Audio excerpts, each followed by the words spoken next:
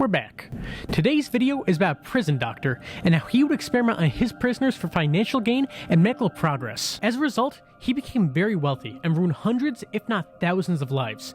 His past atrocities would be lost to time and only remembered by a few, as the masses only remember him for his medical advances and not the dark history surrounding them. He would die as a stain in the medical community with no consequences for his dark past. This doctor's name was Albert Kligman. Albert's early career was relatively normal.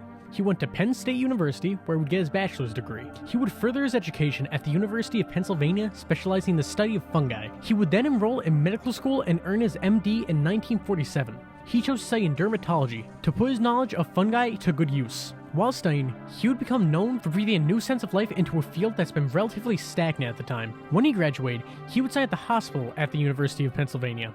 There, he would get a job opportunity that would change the course of thousands of lives forever. He would be invited to Holmesburg Prison.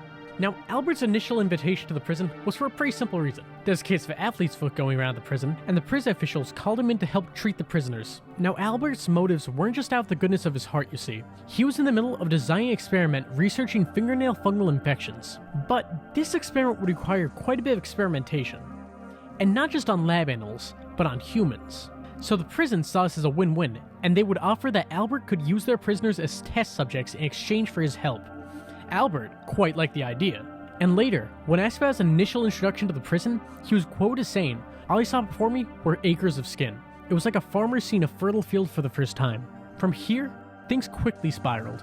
Albert's experiments got more and more depraved as the prison quickly transformed into a human laboratory with the prisoners being the subjects. While Albert initially only did research for himself, soon bigger companies got wind of what was going on at Holmesburg Prison and saw a golden opportunity. 33 brands and organizations would approach Albert and offer him money in exchange for conducting experiments on the prisoners. These experiments could be pretty much anything, and some of the experiments done were hair transplants, implantation of diseases into the body, burning and irradiating the skin, application and ingestion of toxic materials, and yanking out of the fingernails. And these are just some of the more tame ones that are not extremely gross. For participation in these experiments, the prisoners would receive sums of money stretched from as little as $30 for small experiments up to $800 for the larger experiments. As I said, some major companies and organizations were involved in this. One of these companies was Dow Chemical Company. Now, I know most of you probably don't know who that is, so let me clue you in. They are one of the largest producers of plastic in the world. But they don't just do that. They also produce a lot of agriculture equipment and chemicals, such as pesticides. And in the 1980s, Dow had a chemical called... This chemical was labeled as extremely dangerous by the Environmental Protection Agency, and they banned Dow from producing the pesticide. But this is America, goddammit, and Dow was a multi-billion-dollar company, so they wouldn't let the government tell them what to do, so they did what any self-respecting company would do, and not listen to the EPA, and decided to partner with the University of Pennsylvania and Holmesburg Prison to test their new pesticides and prove that was safe for humans. And how did they do this? Well, obviously by injecting prisoners to see how much is a dangerous amount to humans. These experiments resulted in various skin conditions developing in the prisoners involved that would last up to 7 months. And I'm sorry, but let me read this quote from the book on the subject, Acres of Skin. It reads, "Throughout the experiments, over 10 patients have been given over 7,500 micrograms of the dioxin pesticide, which was an excessive amount, surprising even Dow Chemical's scientists. Throughout the experiments, the dosage administered had increased to 468 times the initial recommended doses." I mean, God, how do you even get away with something like this? Where was the government during all this? They must have known this was going on, right? Well, as it turns out, the government did get involved, but probably not in the way you hoped they would. I'm sure you can all see where this is going, so I'll just say what I'm implying.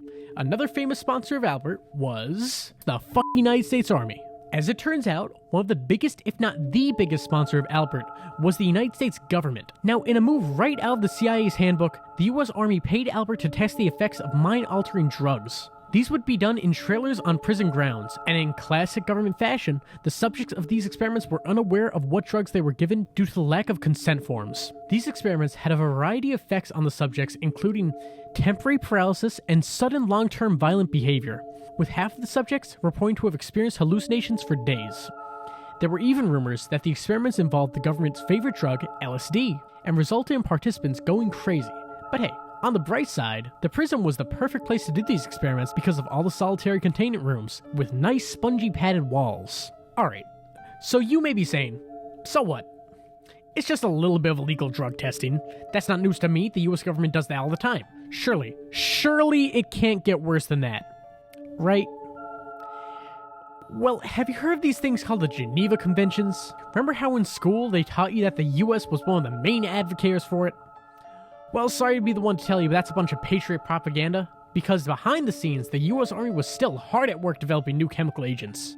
And it turns out that they tested most of these agents at, you guessed it, Holmesburg Prison. The first chemical they tested was named...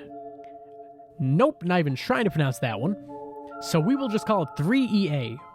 3EA was discovered when a researcher accidentally injected himself in the thumb with the compound and suffered brain and nerve damage, so of course the US government immediately wanted to learn more and experiment with it. They had approached the University of Pennsylvania to test the compound at Holmesburg Prison, and 3EA would be the first of many compounds tested at the prison. Now, I hope we can all agree that these experiments are just awful, but hopefully they at least had some substantial results.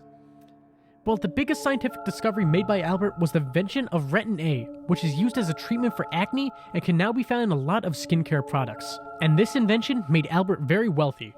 But the prisoners who were used to develop Retin-A received nothing. And because most of the prisoners experimented on were low class and uneducated, they had no idea what happened to them was very, very illegal. They didn't until the general public began to learn more about the experiments. But this only resulted in a handful of ex-prisoners filing a lawsuit against Dow. The vast majority of ex-prisoners either didn't have the money to afford a lawyer or still didn't think they had a case. It wouldn't be until 2000 that 298 ex-prisoners filed a class action lawsuit against pretty much everybody involved. Now, in a fair world, all the parties involved would have to pay out the victims millions of dollars in reparations and pay for the medical care they required after the fact. But this is real life, and real life is not fair. And in 2002, the federal court ruled that the statute of limitations had passed and the lawsuit was dismissed. And this leads us back to the monster who organized this whole operation, Albert Kligman. What happened to him as a result of these horrible violations of human rights? Well, he was rewarded, and received the Lifetime Achievement Award in 2003 from Health and Beauty America, mainly due to the products made during the experiments. Additionally, Albert's former employer, Penn University, also seems to want to forget that he was ever a part of their staff, and removed most mentions of his name from their website and issued a public apology for his actions in 2021, in addition to revoking all the awards he received through them. But this barely excuses their high praise of him a few years before in 2021, where they described him as an outstanding clinician, researcher, and educator, and also described him as a visionary leader who led an extraordinary life. As of recent, the scientific community seems to be purging any connection that they may have had to Albert, and I guess that's good, but feels a little bit disingenuous, no? Later on in his life, Albert was quite open with his experience during the prison experiments. When looking back on his time there, he would say something so goddamn crazy that it's just evil.